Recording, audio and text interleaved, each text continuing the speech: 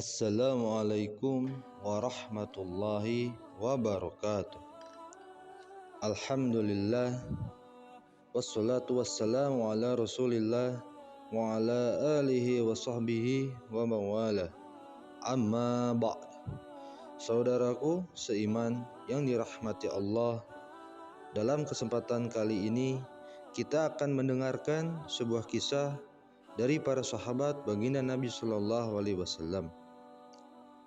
Kisah takutnya Sayyidina Hanzalah radhiyallahu anhu terhadap kemunafikan. Sayyidina Hanzalah radhiyallahu anhu bercerita, suatu ketika kami sedang berada di majelis baginda Rasulullah sallallahu alaihi wasallam. Beliau menasihati kami sehingga hati kami menjadi tersentuh. Air mata kami bercucuran dan seolah-olah akhirat nampak di depan mata. Selesai dari majelis baginda Rasulullah sallallahu alaihi wasallam, aku kembali ke rumah dan berkumpul dengan anak istri. Kemudian kami mulai berbicara mengenai sedikit masalah dunia, bercanda dengan anak-anak dan bercumbu dengan istri. Akibatnya, pengaruh suasana yang aku dapatkan dari majelis baginda Rasulullah sallallahu alaihi wasallam pun mulai sirna. Maka terlintas dalam pikiranku, ternyata keadaanku berbeda dengan keadaan ketika di majelis baginda Rasulullah sallallahu alaihi wasallam. Aku berkata dalam hati, kamu telah menjadi munafik, karena kenyataannya di hadapan baginda Rasulullah sallallahu alaihi wasallam keadaanmu seperti itu, dan sesampainya di rumah keadaanmu seperti ini. Akhirnya aku keluar rumah dalam keadaan menyesal dan sedih sambil berkata, Hanzalah, kamu telah munafik.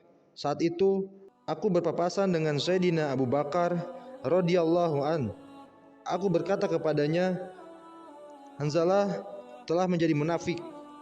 Mendengar perkataan ini, beliau berkata, Subhanallah, apa yang sedang kau katakan? Ini tidak mungkin.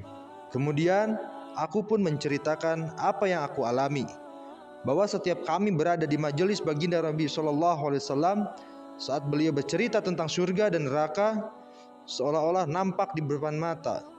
Namun, ketika aku pulang ke rumah dan bercanda dengan anak istri, berbicara tentang harta, benda, dan lain-lain, semua pengaruh yang aku dapatkan bersama baginda Rasulullah Shallallahu Alaihi Wasallam terlupakan saja.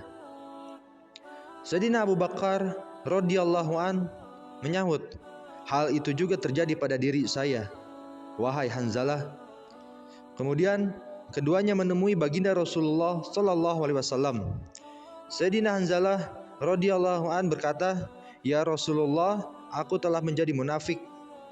Beliau berkata, "Apa yang terjadi?"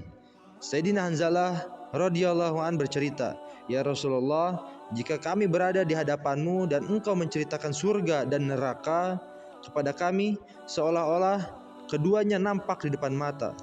Akan tetapi jika kami terpisah dengan engkau, bercanda dengan anak istri kami, dan sibuk dengan pekerjaan rumah tangga, semuanya terlupakan." Beliau menjawab, "Demi zat yang nyawaku berada di dalam kekuasaannya, jika setiap saat keadaanmu selalu seperti ketika bersamaku, maka para malaikat akan berjabat tangan denganmu di tempat tidurmu dan di jalan-jalan. Wahai Hanzalah, hanya saja keadaan seperti ini adalah langka, tetapi terkadang seperti ini, terkadang seperti itu." Dari kitab Ihya Ulumuddin dan Sahih Muslim.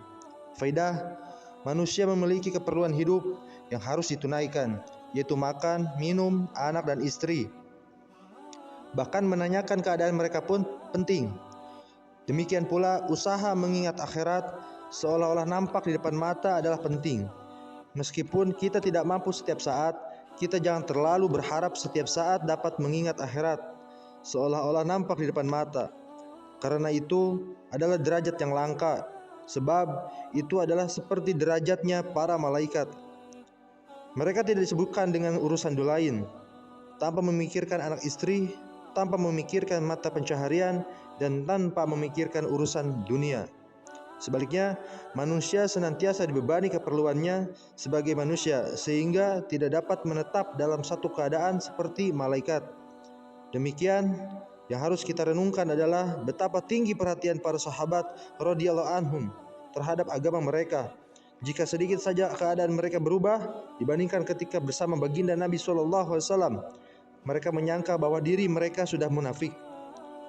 Perasaan cinta akan menimbulkan beribu macam prasangka buruk dan kekhawatiran. Jika anak kita yang kita cintai sedang dalam perjalanan, kita mengkhawatirkannya. Jika kita mengetahui bahwa daerah yang dituju terkena wabah penyakit atau bencana, berapa banyak surat serta telegram yang akan kita kirimkan. Wallahu a'lam bishawab. Sebagai penutup, subhanallah wa bihamdi, subhanakallahumma wa bihamdika, asyhadu an la ilaha illa anta, astaghfiruka wa atubu ilaih. Assalamualaikum warahmatullahi wabarakatuh.